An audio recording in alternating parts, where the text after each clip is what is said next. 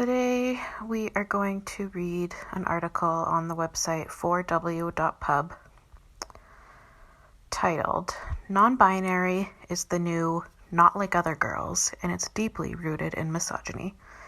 This was posted on July 14th, 2019 by M.K. Fain. In the summer of 2018, I lived in a house with 3 other women. We spent a lot of time together that year, and there were many late-night conversations about the sexism, misogyny, and male violence we had experienced. We talked about not fitting into what society had expected of women. We stopped shaving together, and we encouraged each other not to be ashamed of our natural bodies. We called rape crisis lines, organized protests, and exposed violent men in our communities. Mitali, name changed, shaved her head in a defiant act of rebellion against Indian expectations of beauty. Joy, name changed, became empowered to use her voice to speak up for the oppressed. Miriam, name changed, started to confront her religious parents and come to terms with her sexuality. The 4 of us dreamt of what a feminist world could look like and envisioned our lives free from patriarchy and violence. Now, 1 year later, all 3 of them identify as non-binary, no longer a woman. According to the Human Rights Campaign, non-binary means an adjective describing a person who does not identify exclusively as a man or a woman. Non-binary people may identify as being both a man and a woman, somewhere in between, or as falling completely outside these categories. So how did 3 feminist women who were bravely defying gender norms and tackling the male violence in their lives suddenly decide they are non-women? Non-binary identities are on the rise. In the UK, the number of non-binary students appears to have doubled between 2017 and 18.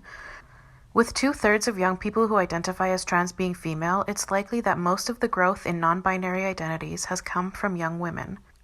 While there is a dearth of research in this area, my experience is not unique. To feminists, this should not come as a surprise. A 2018 article in Teen Vogue outlined the experience of one non-binary woman. Quote, "I reject the whole concept of gender. Growing up, I never felt people were wrong when they called me a woman, but it felt like a label imposed on me rather than one that fit. Then in college, I learned about non-binary identity, and that did fit. Sure, I have likes and dislikes that some might label feminine or masculine, but I don't feel any need to label them that way. The gender binary has made me feel pigeonholed, and I don't want to identify with it." Feminists have long rejected the concept of gender, defining it as oppressive sexual stereotyping and maintaining the goal of abolishing the gender caste system. Rather than rejecting gender, the writer in Teen Vogue seems to have bought into it entirely, believing that she must not be a woman simply because she does not fully meet the expectations of womanhood. Does she think her experience of being falsely categorized by gender is unique? Is she not like other girls?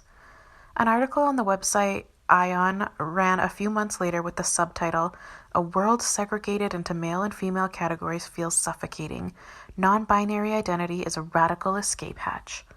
The author claims that non-binary identities are taking a sledgehammer to gender categories, tackling the oppressive system and creating a better world for all. She tells stories of facing threats and embarrassment caused by confusion about her sex. In one case, a man yelled at her for going into the women's bathroom.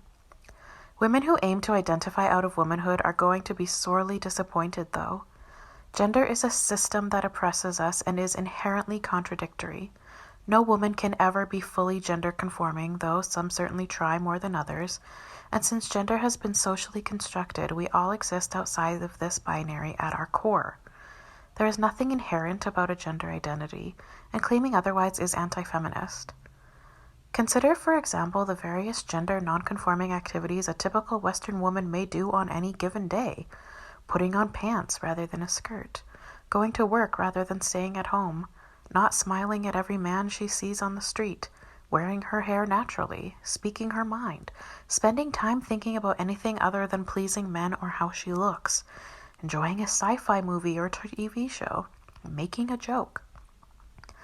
This may all seem trivial, But when we look at the obviously ridiculous ways in which normal life is gendered, it becomes clear that no woman alive could possibly be entirely gender conforming.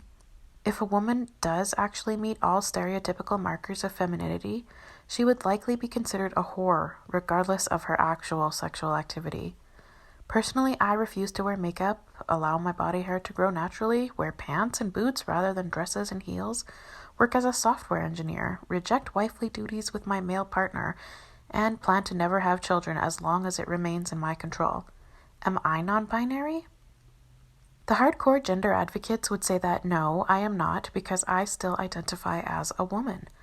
I accept that I am female, that my body is a female one, which is regulated by the state, that I have survived girlhood and male violence, which I experienced because I am a female. I'm sympathetic to the desire of many women and girls to escape our femaleness. Growing up as a girl child in this society is not easy. You will never be pretty enough, smart enough, or wanted enough. Or you will be too pretty, too smart, or too wanted. Either way, it's probably your fault.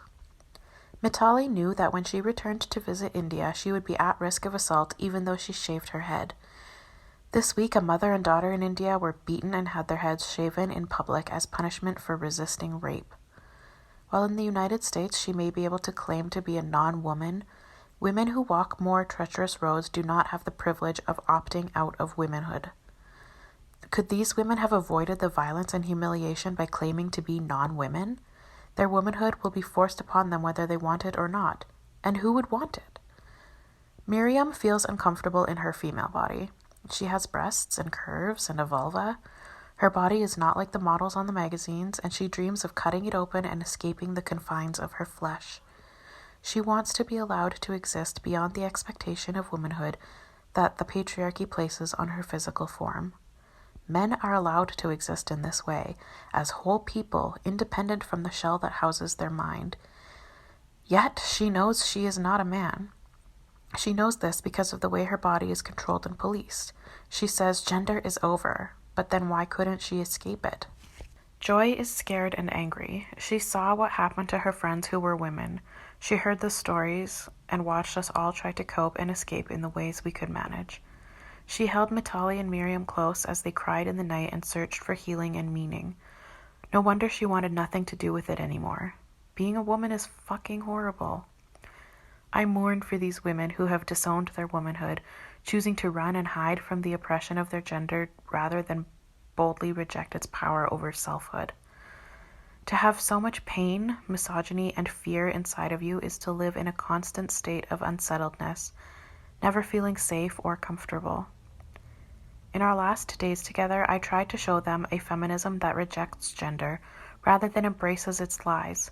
But since I am female and they are not, I could not possibly understand their pain. They said I was hateful. Nothing could be further from the truth. Women and girls should be able to live in a world free from gender and all forms of patriarchy and male violence.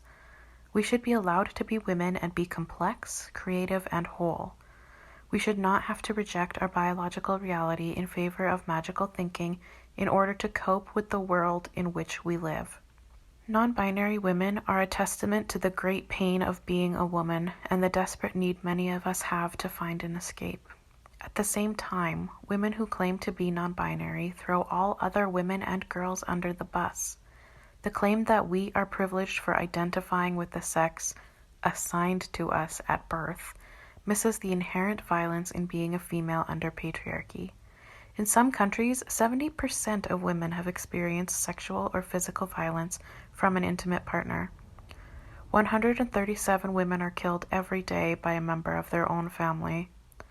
At least 200 million women and girls alive today have experienced genital mutilation, mostly before the age of 5.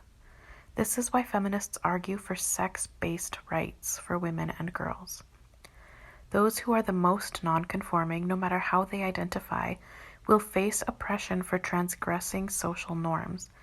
Women are especially likely to be targeted for violence and discrimination based on gender nonconformity.